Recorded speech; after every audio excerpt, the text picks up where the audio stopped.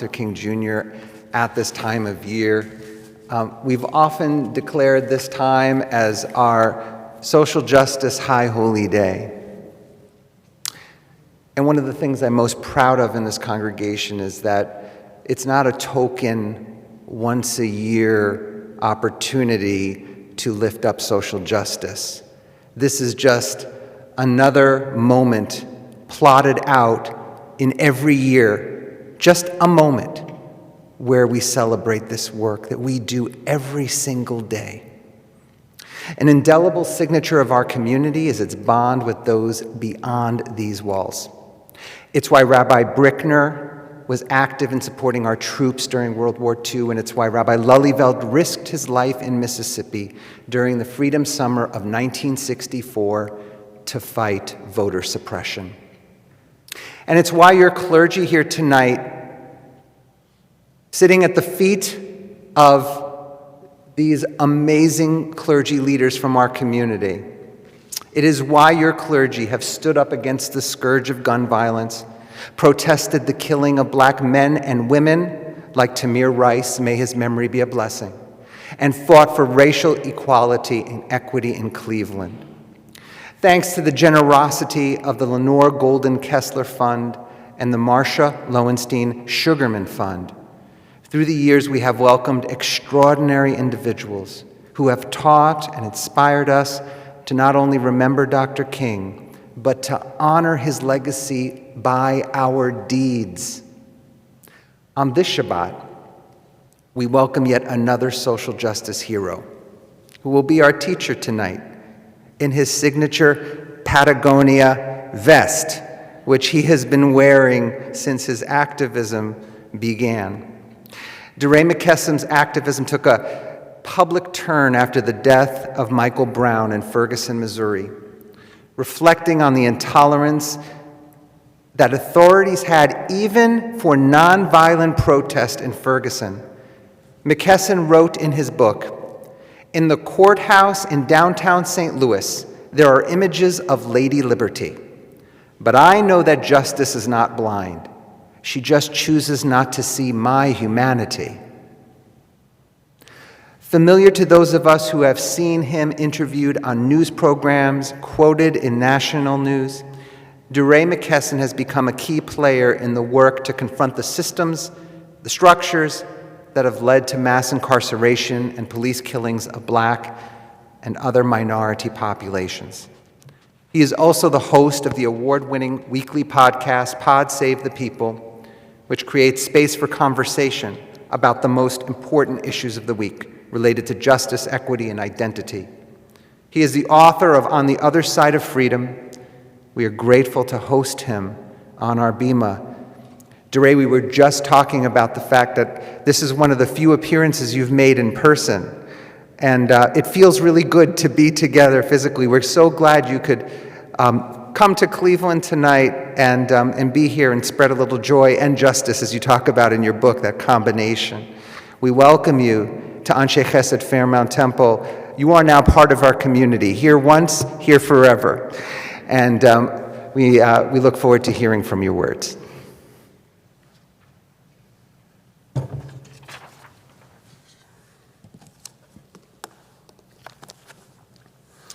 It is good to be here. This is the first thing I've done in person since the world changed. So it is very good to be here. And in sitting down and listening to the service, I realized that today I'm talking to you and talking to myself in so many ways. That being in a house of worship as the first thing that I've done back is really special to me. And I will tell you that I was able to talk about my relationship with God before the protest, but it wasn't until the protest that I really understood what a calling meant and what a covering was, because there were so many nights where we shouldn't have made a way out of no way, but we did. I will never forget how it was illegal to stand still in St. Louis in the early days. I'll never forget how it was illegal to stand still in the early days. If we stood still for more than 5 seconds, we were arrested. I'll never forget being dragged out of a police department by my ankles when we protested inside of the police department, the only successful sit-in in a police department in recent years. But those days were really wild. And it was the first time that I really was like, this is what it means to be covered, and this is what it means to have a calling. I will also tell you that in the past couple of years, I really have had a sort of better understanding of my own mortality. Like, I will not be here forever, and trying to figure out what do I want to be true before I take my last breath. And I will tell you that what I've come to is this understanding that I want to be able to say that I fought as hard as I could for Black people and I never lost my joy. I want those two things to be true before the end. Now, what I came here to talk about was some of the things that I've learned in the past 7 years, and then some of the things that King sort of pushes me to reconsider and think through. I used to teach sixth grade math, and sixth grade is by far the best grade to teach, definitely the best grade in middle school. If any of you have ever been teachers, sixth grade is it. Seventh grade is puberty, and it is a nightmare. Eighth grade is attitude, but sixth grade is a lot of joy because sixth graders are old enough to do the hardest work, but still like young enough to believe in magic. And I could walk into class every single day and be like, "Are you ready to be a math magician?" And they'd be like, "Yes." And you're like, sixth grade was pure joy, but I will tell you, I taught 60, 90, and 120-minute classes, which is not joy. And there's not enough sixth grade math to go around for 120 minutes. And one day my students were like, can we go to gym early? I had first, second, third, fifth, and seventh period with this one class, which is, again, I love sixth graders. This is a whole lot of math. And my kids did really well. I taught all of sixth grade math by Christmas. So like we were trucking. But they were like, can we go to gym early? And I was like, absolutely. Gym teacher was one of my best friends. Go to gym early. It's great. And like 5 minutes later, they come back. And I'm like, why y'all back so quick? I thought y'all wanted to go to gym. And I realized in that moment that they were in love with the idea of gym more than the work of gym. And I say that because I think we're in this interesting moment where people are really in love with the idea of justice and not the work of justice. And I'm interested in like, how do we talk about the work? What does the work look like? That when I spend almost all of my days fighting police violence and mass incarceration, there are more problems that we uncover every day. We have 15 active campaigns. We're bringing on 80 campaigns in 2022, and it is still not enough. So this conversation about the work is important to me because I really do think that we can win in this lifetime. I don't do this work because it is feel-good work or because I think I'm setting the foundation for the next set of people. I really do think that we can win in this lifetime. I think about this work as two parts. One is like, how do we take down all of the bad? And the second is how do we build the good? I think I'll be here for the end of the bad. I can see it, and that to me is like the work that I've been called to do in this moment. But there are a lot of things that I've learned in this era. And the first is this idea that one is the biggest number. That we were doing this campaign on no-knock warrants because Breonna Taylor got killed. And some people said to us, but not a lot of people die when you do no-knock, like not because of no-knock warrants, which is true. Not a lot of people die. And the only thing that we could say to people is that one is the biggest number. That when one is your sister or your brother or your cousin, one is the only number you need. You don't need 10,000 bodies or 5,000 bodies or 200. One is actually a really big number when it impacts the people in your life. And we always organize as one is the biggest number. This idea that one person who's homeless, that is a problem. One person who lives in poverty, one person who's impacted by this issue is actually a really big deal. And one is the biggest number is something that has guided us in all the campaigns and the work that we do all across the country. The second thing is this question about what do we whisper and what do we yell? And there are a lot of things that we whisper that we should be yelling about. And this question to me of like, where will you take the truth? I'll never forget the second meeting we had with President Obama. I had just gotten arrested in Baton Rouge. I was in Baton Rouge. There was a protest. The police said, you need to get out of the street. I was like, cool. I got out of the street. I was live streaming all of it. And next thing I know, I'm like, I fall in sort of a rumble of people moving, and I go to get up, and I can't get up. And I think I'm just like trapped in a stampede, and next thing I know, it's 2 police officers who are holding me down in Baton Rouge. So I'm in custody for like the next 17 hours. I get sued by 5 police officers, 3 from Dallas, 2 in Baton Rouge, and we just won before the Supreme Court in one of those cases, and I'm still in front of the Louisiana State Supreme Court, which is not exciting. But in Baton Rouge is this whole thing. The law in Louisiana is really interesting. You don't have the right to leave Louisiana if you get arrested in Louisiana. So I stayed in Louisiana a little longer because a judge had to let me out of the state, and I literally leave, I go home for a day, and then we're meeting with President Obama. And let me tell you, I was less than excited as I walked into the White House because I'm like, I just got out of jail. Why they lock me up? I didn't kill anybody. What are we doing? So we get in, and if you remember back then, it was the Baltimore protest had just finished, and President Obama got on the news, and he said that the Baltimore protesters were thugs. So we're in this room, and after the meeting, I go up to him and he's like, hey, Deray, and I'm like, hey, President Obama, and I'm like, you can't call people thugs. I'm so upset. I'm like, just mad that day. I'm like, you can't call people thugs. And he looks at me, he goes, he's like, but Deray, you've said things on TV you shouldn't say. And I go, yeah, but I'm not the president. He's like, you're right. And I'm like, President Obama, come on.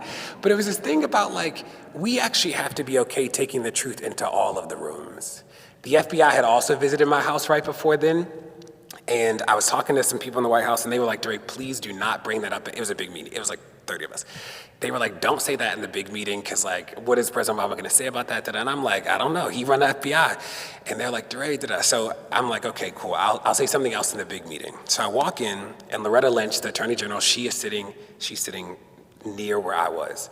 I walk up to her and I say, hey, Loretta, and she's like, hey, Deray. And I'm like, FBI visited my house, why'd they visit? And she literally looks at me and she smiles and she goes, it's so good to see you. And I'm like, that's not good enough. But it was this thing about like, we actually have to be okay with bringing the truth into all the rooms. And one of the things that I've learned over the years is that we are really good at telling the truth in whispers, not really good at telling the truth in yells.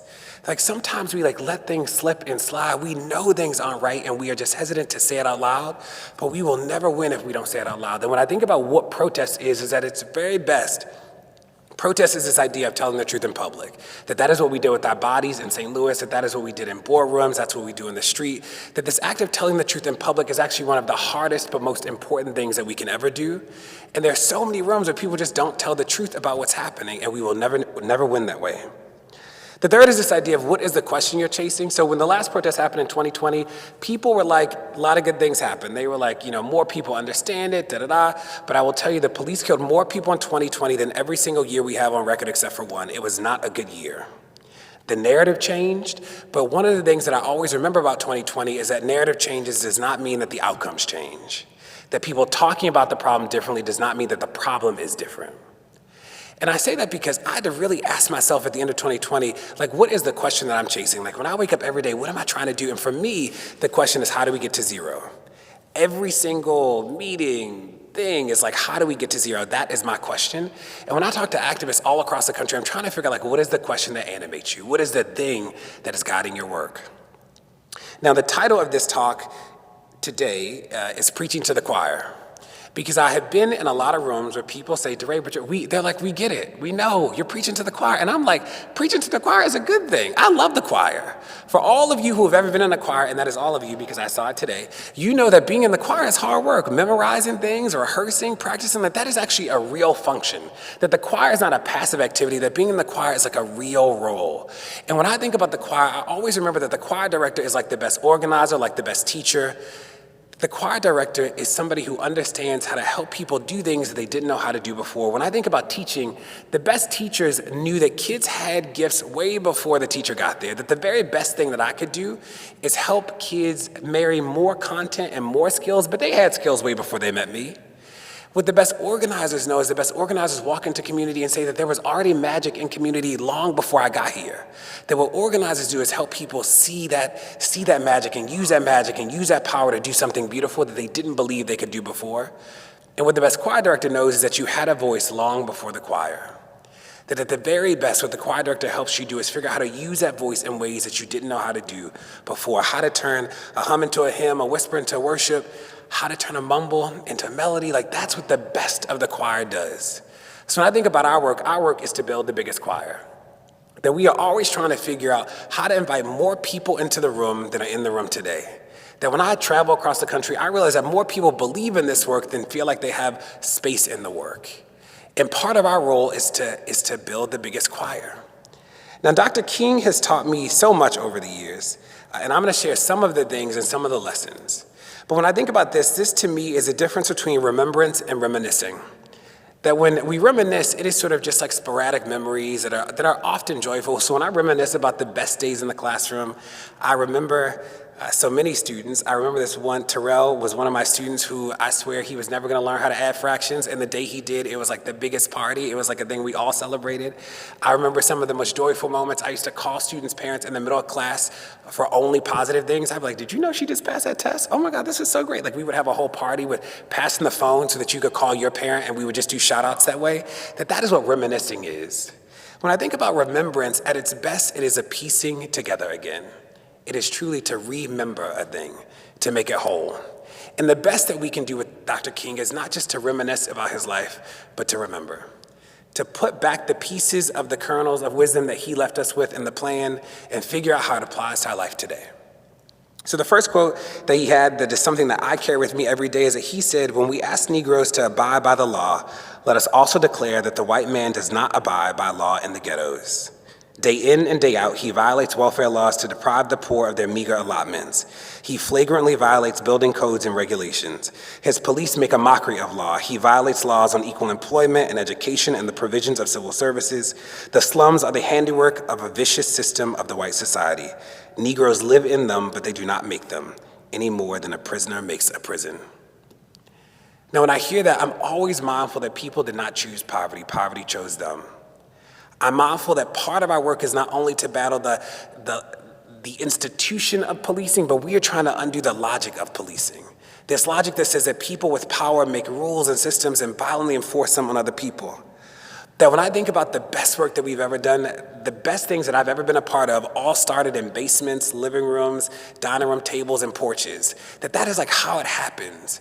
But I'm also reminded that everybody participates in this, that the police is where I spend most of my time. The police can't do it alone. That it is the passivity of all of the people around. It's people participating in this at scale that allow the problems to persist. The second thing he said is we must be concerned not merely about who murdered them, but about the system, the way of life, the philosophy that produced the murderers. Now, teaching was one of the coolest things because I always say that teachers and parents are the best at make-believe, that the best magicians, the best improv, people are always making it up.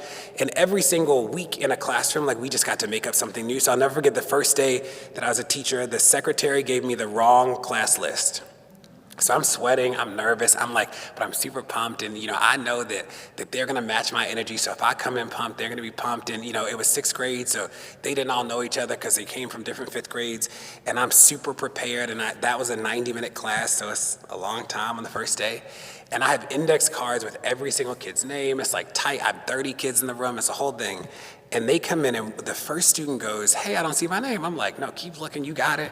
Second student's like, I don't see my name. I'm like, nope, just go around, you got it. And then I'm like, ooh, I don't even know their names because it's the first day. So I go, you know what? I trust you so much, I want you to choose your own seat. And I just have a lot of faith that you'll make the best decision. And that day was the beginning of this rule in my class where you could choose your own seat. I trusted you so much. You could manage your own body. You could do it. And they did it. They met the moment. So every single day, people walk in my class. They're like, "Where's the seating chart?" I'm like, "They choose their own seats." And I had to finagle it. So there'd be some days where I knew they were going to sit together. So I'd rearrange the desk so there were only single seats. So you could choose your own seat, but there were no desks. There were no groups today. But it was one of those things where people will meet the culture that we build. And classrooms are one of the most beautiful cultures that I've ever been a part of because teachers just did it, And I think about that in a larger sense, that we actually have the power to shape culture, to make culture. And when we think about this idea that yes, we are as concerned with the people that do the bad, but we are also trying to figure out the culture that produced those people. And part of our responsibility is to remember, and as organizers, we say this idea that present is not permanent. That poverty is here today, doesn't always have to be here. Police violence is present but not permanent. And that framework really guides me to think so much about the problems that we have today, but also about the possibility. This idea that people made this system. This didn't just come out of thin air, and because people made it, people can make something better. The other thing that he really taught me is this idea that nothing in all the world is more dangerous than sincere ignorance and conscientious stupidity. Now, the way that I think about that in my work is that there's no substitute for the content. That I'm in a lot of rooms with people who care, and caring just is not enough. That the people we're up against have figured out every nook and cranny about how to screw people over 10,000 ways, that just the emotion of caring is a good thing, you gotta have it, but that is not actually enough. I'll ask a couple of you to help me out here. I want you to tell the person next to you, how much do you think, what's the dollar amount that you have to steal to be considered a felon? What's the lowest dollar amount in the country that you think you have to steal to be considered a felon?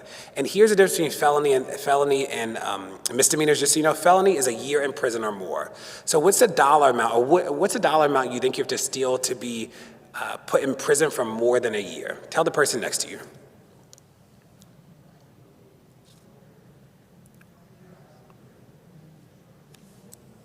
So the dollar amount you think you have to steal to be put in prison for more than a year. Okay, can I get 2 volunteers to share out?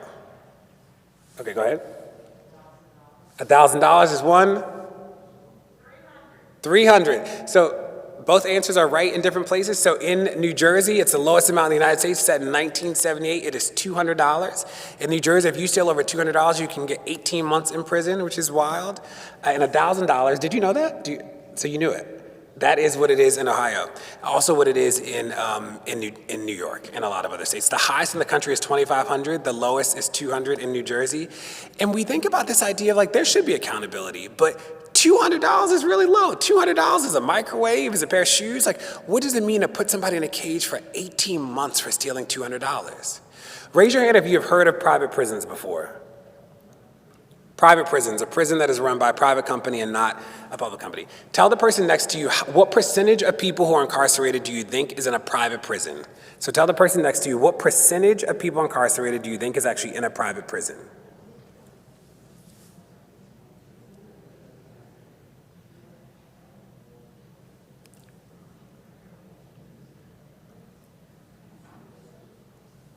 So we'll do 2 volunteers again in 3, 2, 1. Love the quiet count as a teacher. 2 volunteers. Okay, one back there. 30%. Another guess? 80%. Does anybody think they know? Neither one of those is right. Does anybody think they know the super right answer? 10. It is 7%. It's much lower than people think. That across the country, the advocates were always confused by, because we'll go into rooms and people are like, we're going to close the private prisons. And we're like, private prisons are bad. They are a bad thing, but they really aren't the majority at all, nowhere near the majority. Most of the bad things that are happening are actually public. They are your mayors, your city council people, your governors are running the worst of the worst that's happening.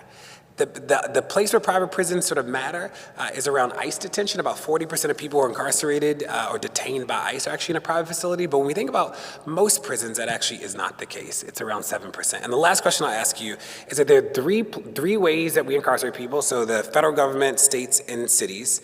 Who do you think incarcerates the most people? So there are 2.3 million people in jail today. They are split between the federal government, state governments, and like cities and towns. Tell the person next to you who you think incarcerates the most people.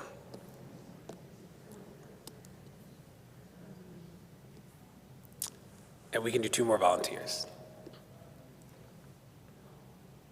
Volunteers or victims, but I would love a volunteer. Okay? Cities and federal government.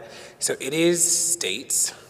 So the federal government incarcerates about 200,000 people. The federal government incarcerates so few people, I mean, it's still bad, but when we think about the grand scheme, you could let every single person out of federal custody and it will not change at all anything about the mass part of mass incarceration. You could also let every single person out of custody for every drug offense, and it will not change the mass part of mass incarceration. That the war on drugs is a bad thing. We have sort of overstated the impact that it has on the carceral system, that it is property crimes, it is violent crimes, it's like a host of other things that actually make the mass part of the system mass. So about 2.3 million people incarcerated, about 6 million people who are on probation and parole.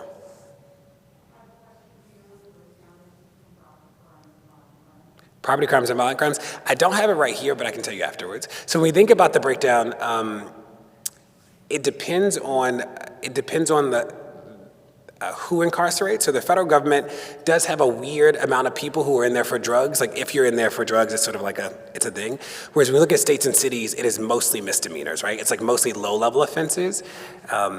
But I'd love to talk to you about the details afterwards. We're about to do a campaign on property crimes. Violent crimes are the hardest, though, because people have no sympathy for violent crimes. So that is like, we're always trying to build the ladder. But I say these things because the content matters. That when we think about how to fight the problem, if people don't understand the problem, they literally just can't fight it. And the people we're up against will do everything in their power to get you on the wrong path. I'm in rooms a lot with police chiefs, with legislators, with a whole host of people, and some really are good faith actors, but a lot of people aren't. And they win every single time that we're in rooms not knowing the content. Part of King's work and part of our work today is make sure that we do political education. This idea that nobody or everybody is actually smart enough to understand what's happening in their community, that everybody is smart enough to have the tools and resources to make change. The second to last thing I'll say is he said, which I love, and this is the part of King, the radical part that is actually should not be radical, that people forget a lot, is that he says capitalism was built on the exploitation and suffering of black slaves and continues to thrive on the exploitation of the poor, both black and white, here and abroad. Now, when we think about the Capital Project, this idea that everything's a market, it's so interesting when people get freaked out about socialism and things like that, and it's like, it is sort of a basic idea that everybody should have breakfast, lunch, and dinner. That doesn't seem radical to me. It's sort of a basic idea that everybody should have health care. That doesn't seem like a wild notion. And part of our work is to take the radical element out of these things and speak them as if they are the most basic ideas. Everybody should have breakfast, lunch, and dinner. That is a true thing. Everybody should have a good education. That is a basic thing. And the more and more that we speak these things into existence, they will come to be. There's so much of our work that is hard is that we are often telling a story about a world that we've never seen, but we know is possible. I've not seen a world where everybody has breakfast, lunch, and dinner, but I know that world is possible. I've not seen a world where everybody has access to health care, but I know that world is possible. And the only way that we'll get there is by telling those stories over and over. Now, the last thing I'll say is one of my favorites, and you have heard an excerpt of this before, but probably not the whole piece. But he says, "Let me say, as I've always said, and I will always continue to say, that riots are socially destructive and self-defeating. But in the final analysis, a riot is the language of the unheard. And what is it that America has failed to hear? It has failed to hear that the plight of the Negro poor has worsened over the last few years. It has failed to hear that the promises of freedom and justice have not been met. It has failed to hear that large segments of white society are more concerned about tranquility and the status quo than justice, equality, and humanity. And so in a real sense, our nation's summers of riots are caused by our nation's winters of delay. And as long as America postpones justice, we stand in the position of having these recurrences of violence and riots over and over again." People often talk about the relationship between justice and peace, and one of the first chants that we said in the street was no justice, no peace. No justice, no peace. This idea that in the absence of justice, there will just be no peace in the street. I'll never forget when Freddie Gray was killed in Baltimore, and I'm from Baltimore, and I was there when Freddie Gray was killed, and I got on the news, and somebody said, "Deray, but what about all the looting?" And it was this idea that broken windows are not the same thing as broken spines. That part of our work is to reorient people to remember that the absence of justice means that there will always be summers like this. And when we call for justice, we want a living, breathing justice. That people confuse accountability and justice often. That accountability is what happens after the trauma. Those are the trials, those are all the things that come afterwards. But justice is the idea that people shouldn't have to experience a trauma in the first place.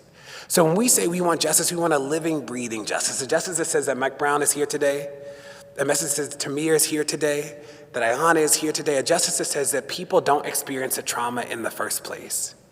It is good to be here tonight, and I'm hopeful that we can be in the biggest choir together. Thank you.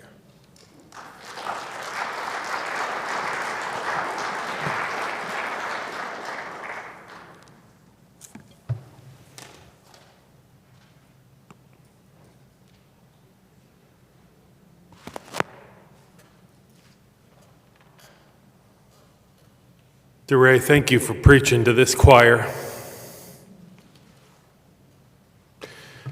Every choir needs a preaching. We need to learn. We need to learn each year. We need to learn each day insights like those that Deray McKesson has taught us tonight and throughout his life. Indeed, we make a mistake if we only look back at the history of Dr. King's words in a time of hostility and oppression. We need to look right in this present moment for the opportunities to bring civility and dignity to the public square, to end hostility and chaos. Deray, your life and your actions, your activism, the voices that you raise up in your very powerful volume, your book, they will be read carefully in this congregation. In fact, in a few moments, I'll be announcing an upcoming discussion of your book in February. It is our intention to continually be on the side of promoting justice, peace, and responsiveness to the citizens of this community, to all citizens. We have every right to look around us in the world and see all of the wounds that have been sustained because of our failure to address these deep and penetrating issues of race and injustice. It's horrifying. Horrifying to watch too many leaders stand idle, and so do we pray, but not just pray, but pledge with these words that we're about to pray, the Aleinu L'Shabeach. We pray to put ourselves in harm's way, if need be, to stand in the face of injustice and say no more, to say that, yes, Black Lives Matter, to say that all citizens can do their part and be productive, to be, if not first responders to the crises we face, responders at some point to a nation at fear for how lives are valued. Aleinu L'Shabeach, these ancient words of our prayer say, it's on us. Aleinu, it's on us. Let's hold that carefully this Shabbat, throughout this holiday weekend, and in the weeks and months to come as we organize for justice here in Cleveland, around the United States, in Israel, and around the world. We continue on the bottom of page 282 as we open the Ark for Aleinu. I invite you, wherever you are praying, to please rise.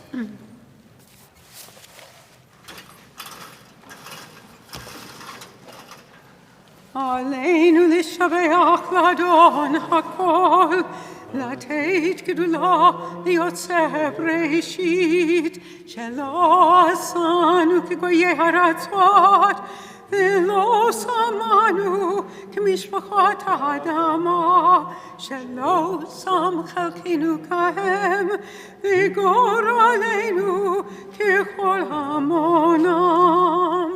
ואנחנו קוראים ומשתחווים ומודים לפני מלכי המלכים הקדוש ברוך הוא.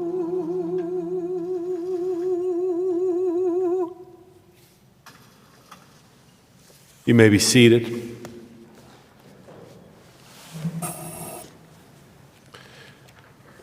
To continue the themes we've been teaching on tonight,